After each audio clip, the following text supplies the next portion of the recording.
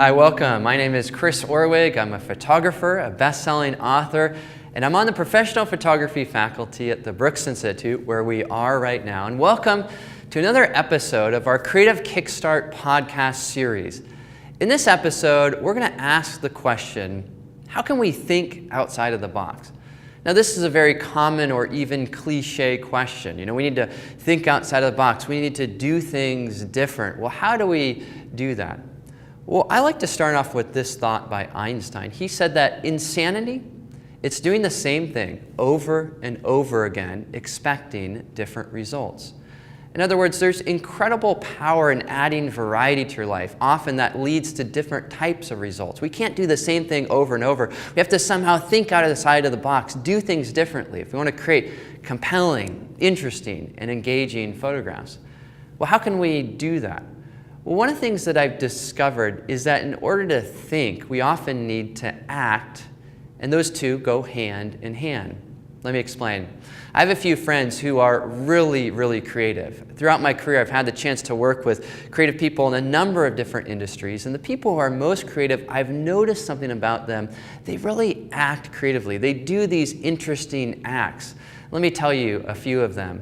One friend, for example, he decided that whenever his watch beeped, he would set it to beep every time the hour turned, he would lay down on the ground. Now, I know that this sounds a little bit crazy, but every time throughout the day for an entire week, his watch would beep, he would just lay down for a second, and then he would stand back up.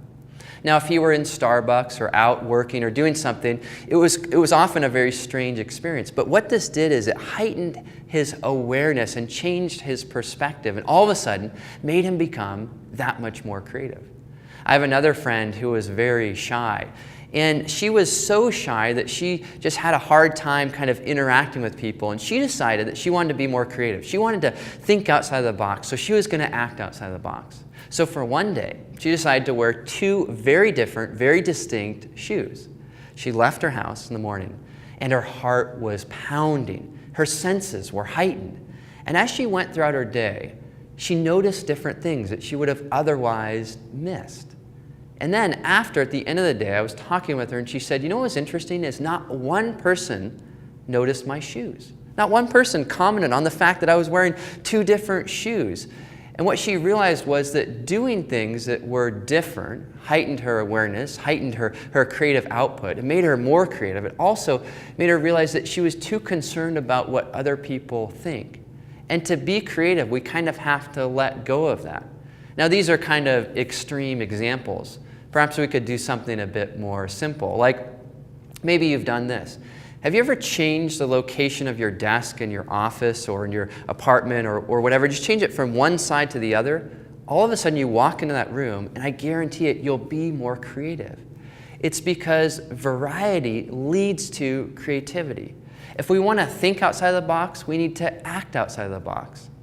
So in line with this whole idea of our Creative Kickstart series, I like to bring up some questions, to bring up some discussion. If we were in a classroom, I'd say talk to the person sitting next to you and ask them when they've taken a risk to do something different, when have they done that in a way that it led to good results? Well, I took this one risk to learn to snow ski, and I'm glad I did that. It helped me in this way, or whatever it was. Or maybe they did something a little bit more extreme, like wearing two different shoes for a day. I don't know, but ask your friends, your colleagues, whatever. Ask them when have they taken a risk which has led to a positive outcome? When have they added variety to their life in a way that was helpful? Next, the action step. Well, what can you and I do in order to become more creative?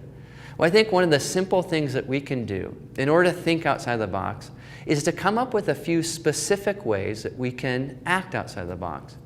Now, if you're a little bit more conservative, that's fine. Perhaps you need to do something like take a different route to work. Perhaps for the last 5 years, you've been driving the same way to work. Well, rather than driving, why not take the bus? Or why not take a different route? Or why not ride a bike? Or just do something different.